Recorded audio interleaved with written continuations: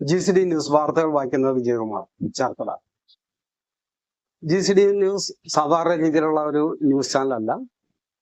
ഇതിനകത്ത് കലാപരമായിട്ടും സാംസ്കാരികപരമായിട്ടും തൊഴിൽപരമായിട്ടും അതുപോലെ തന്നെ പല മേഖലകളും ഉൾപ്പെടുത്തിക്കൊണ്ടുള്ള ഒരു വാർത്തയാണ് ഞങ്ങൾ ഇതിലൂടെ സംപ്രേഷണം ചെയ്യാൻ ആഗ്രഹിക്കുന്നത്. ഇതൊരു ബിസിനസ് ചാനലും കൂടിയാണ്. നിരവധി ആൾക്കാർ ബിസിനസ്സിൽ പരാജയപ്പെട്ട ആൾക്കാരുണ്ടാവാം, നിരവധി പേര് ബിസിനസ്സിലൂടെ രക്ഷപ്പെട്ട ആൾക്കാരുണ്ടാവും. ഇവരുടെ എല്ലാം കഥകൾ പറയുന്ന ഒരു ചാനലായിട്ട് മാറുകയും അത് ജനങ്ങൾക്ക്, വരും തലമുറകൾക്ക് ഗുണകരമാകുന്ന രീതിയിലുള്ള കാര്യങ്ങളായിരിക്കും ഞങ്ങൾ ഇതിലൂടെ സംപ്രേഷണം ചെയ്യുന്നത്.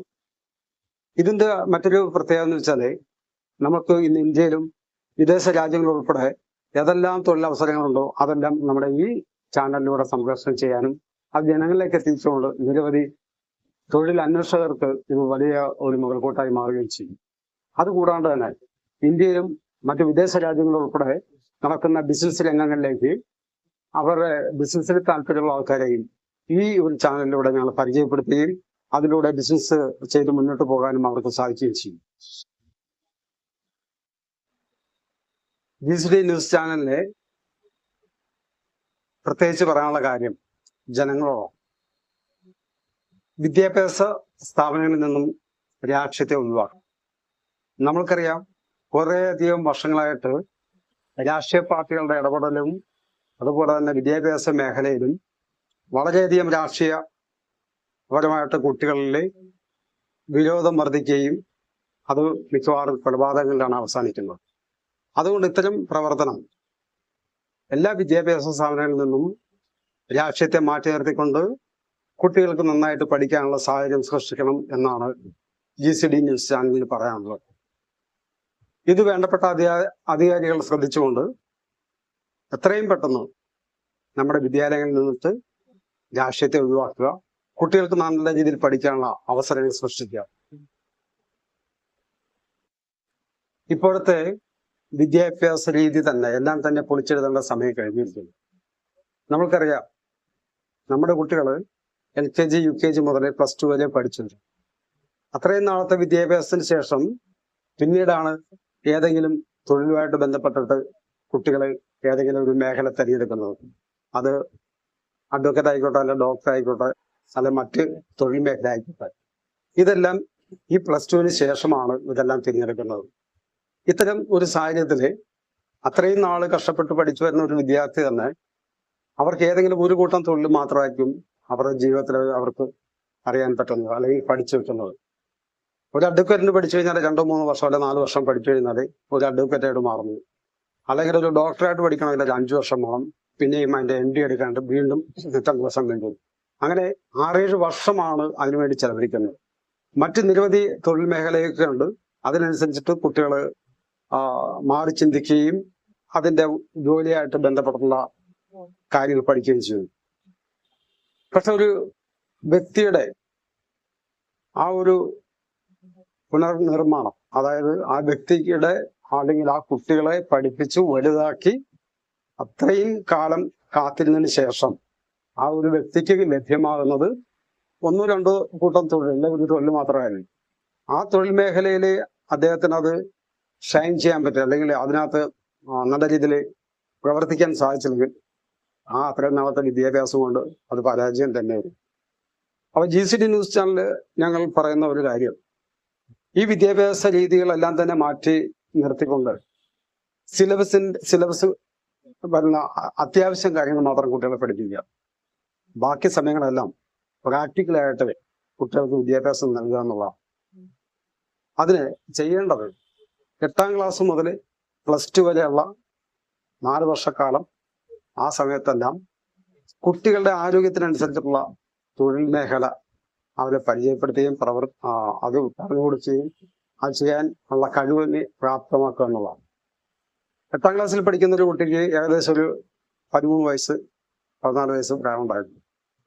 ആ കുട്ടിയുടെ പ്രായത്തിനനുസരിച്ച് ചെയ്യാൻ പറ്റുന്ന ജോലിയാണ് പ്ലംബിംഗ് വർക്ക്. അത്യാവശ്യം പൈപ്പുകളുടെ ജോയിനിങ്ങും അത്യാവശ്യം അവരുടെ ആരോഗ്യത്തിനനുസരിച്ചിട്ട് ചെയ്യാൻ പറ്റുന്ന ഒരു കാര്യമാണ് പ്ലംബിംഗ് വർക്ക്.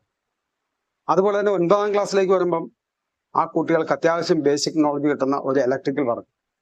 അവരവരുടെ വീടുകളിലെ അത്യാവശ്യം വേണ്ടുന്ന ചില കാര്യങ്ങൾ ചെയ്യാനെങ്കിലും പ്രാപ്തമാക്കുന്ന രീതിയിൽ ഒരു വർഷക്കാലം കുട്ടികൾക്ക് ഇലക്ട്രിക്കൽ പഠിപ്പിക്കുക. അതേപോലെ തന്നെ കൃഷിയെക്കുറിച്ച് പഠിപ്പിക്കുക. അതെല്ലാം പാഠ്യവിഷയമാക്കി മാറ്റണം.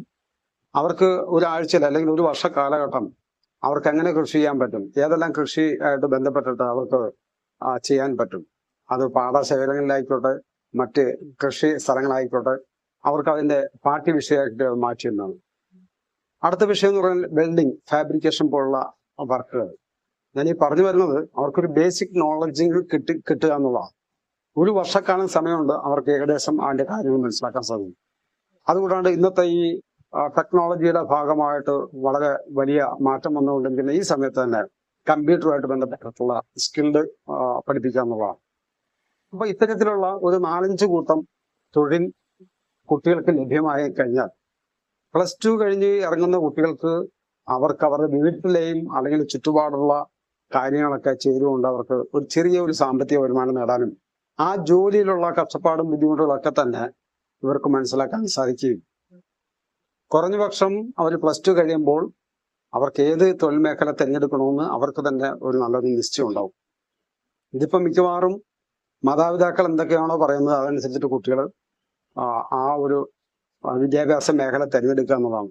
പക്ഷെ ഈ 16 അല്ലെങ്കിൽ 15-16 അല്ലെങ്കിൽ 17 വയസ്സ് പ്രായത്തിൽ അവർക്ക് ഏത് ജോബ് അല്ലെങ്കിൽ ഏത് തൊഴിൽ മേഖല തിരഞ്ഞെടുക്കുമെന്ന് അവർക്ക് മിക്കവാറും ആൾക്കാർക്ക് അറിയില്ല. ഇപ്പൊ എനിക്ക് തന്നെ അറിയാം,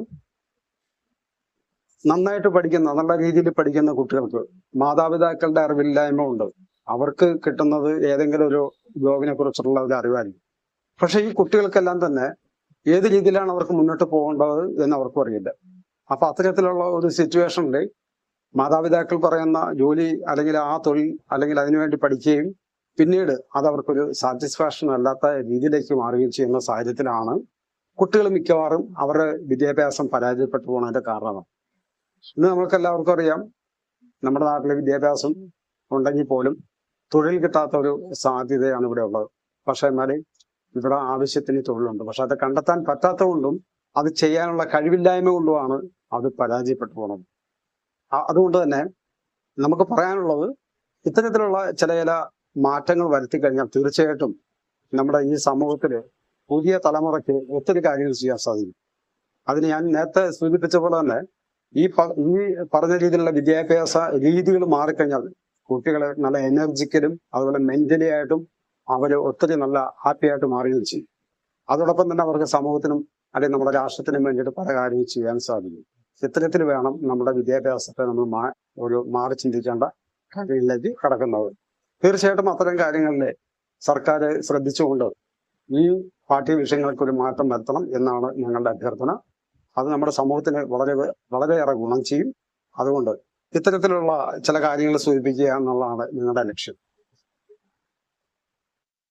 GCD ന്യൂസ് ചാനൽ സാധാരണ ഏതെങ്കിലും ഒരു വ്യക്തിയോ ഒരു സ്ഥാപനം നടത്തുന്ന ഒരു ന്യൂസ് ചാനലല്ല. ഇന്ന് ലോകത്ത് തന്നെ അറിയപ്പെടുന്ന ക്രിപ്റ്റോ കറൻസി. നമുക്ക് എല്ലാവർക്കും അറിയാം, ഇനി വരാൻ പോകുന്ന പുതുതലമുറയുടെ ഒരു ബിസിനസ്സാണ് ക്രിപ്റ്റോ കറൻസി. അത്തരത്തില് ലോകത്ത് ആദ്യമായിട്ട് 10 ഫിസിക്കൽ പ്രൊജക്ട് ചെയ്യുന്ന കമ്പനിയാണ് GCD token, global community development. ഈ പ്രസ്ഥാനത്തിന്റെ ആദ്യത്തെ പ്രൊജക്റ്റും കൂടിയായിട്ടുള്ള GCD ന്യൂസ് ചാനൽ, അതായത് നമ്മുടെ എല്ലാ വിവരങ്ങളും ജനങ്ങളിലേക്ക് എത്തിക്കുവാനും അതോടൊപ്പം തന്നെ ജനങ്ങളുടെ എല്ലാ കാര്യങ്ങളും നമ്മൾക്ക് മനസ്സിലാക്കിക്കൊണ്ട് അവരെ സഹായിക്കാൻ പറ്റുന്ന ഒരു പ്ലാറ്റ്ഫോമായിട്ടാണ് നമ്മൾ ഇതിനെ കാണുകയും ചെയ്യുന്നത്. നിങ്ങൾക്ക് തൊഴിൽ അന്വേഷകരായിക്കോട്ടെ, അല്ലെങ്കിൽ ബിസിനസ് ചെയ്യുന്ന ആൾക്കാരായിക്കോട്ടെ, അതല്ലെങ്കിൽ സാംസ്കാരിക രംഗത്ത് പ്രവർത്തിക്കുന്നവരായി എന്തും ആയിക്കോട്ടെ, നിങ്ങൾക്ക് ഇതൊരു നല്ലൊരു പ്ലാറ്റ്ഫോം തന്നെയായിരിക്കും. തീർച്ചയായിട്ടും ഞങ്ങൾ ലക്ഷ്യം വെക്കുന്നത് ഇന്ത്യയിലെ 1 കോടി ആൾക്കാരെയാണ് മിനിമം ലക്ഷ്യം വെക്കുന്നത്. അതിന്റെ ബിസിനസിന്റെ പാർട്ട്നേഴ്സായിട്ട് വരുന്ന ഈ ആൾക്കാർക്കെല്ലാം തന്നെ ഞങ്ങൾ മിനിമം ഒരു സാമ്പത്തിക വരുമാനം നേടിക്കൊടുക്കുന്ന രീതിയിലുള്ള ഒരു പ്രവർത്തനമാണ് ക്രിപ്റ്റോ കറൻസിയിലൂടെ ഞങ്ങൾ ലക്ഷ്യം വെക്കുന്നത്. ഏകദേശം 3 മാസത്തോളം ആയി കഴിഞ്ഞു ഇതിന്റെ ഉദ്ഘാടനം കഴിഞ്ഞിട്ട്. ഞങ്ങൾ പ്രവർത്തിച്ചു വരുന്ന ഈ ക്രിപ്റ്റോ കറൻസി മേഖലയിലെ 10 പ്രൊജക്റ്റിൽ 3 പ്രൊജക്ടിന്റെ ലൈസൻസ് ഉൾപ്പെടെ എല്ലാം മേടിക്കുകയും ചെയ്തു. ഇതൊരു ജനകീയ പ്രസ്ഥാനമായതിന്റെ പേരിൽ തന്നെയാണ് ഞങ്ങൾ ഇത്തരത്തിലൊരു GCD ന്യൂസ് ചാനൽ തയ്യാറാക്കിയിട്ടുള്ളത്. ജാതി മത രാഷ്ട്രീയത്തിനെല്ലാം അതീതമായിട്ടാണ് നമ്മളിതിനെ പ്രവർത്തിക്കുകയും ഇത് മുന്നിൽ കണ്ടുകൊണ്ട് ജനങ്ങളിലേക്ക് ഇറങ്ങി ചെല്ലുകയും ചെയ്യുന്നത്. ജനങ്ങളുടെ ഏത് വിഷയം ആയിക്കോട്ടെ, നിങ്ങൾക്ക് ഞങ്ങളുമായിട്ട് സംവാദിക്കാനും അതുപോലെ നിങ്ങളുടെ പ്രശ്നം ഞങ്ങളോട് പറയാനും അത് ലോകത്തോട് വിളിച്ചു പറയാനും ഞങ്ങൾ ഈ ചാനല് നിങ്ങളിലേക്ക് ഇറങ്ങി വരികയാണ്. നിങ്ങളുടെ എല്ലാവിധ സപ്പോർട്ടും ഉണ്ടാവണം. Thank you. നന്ദി.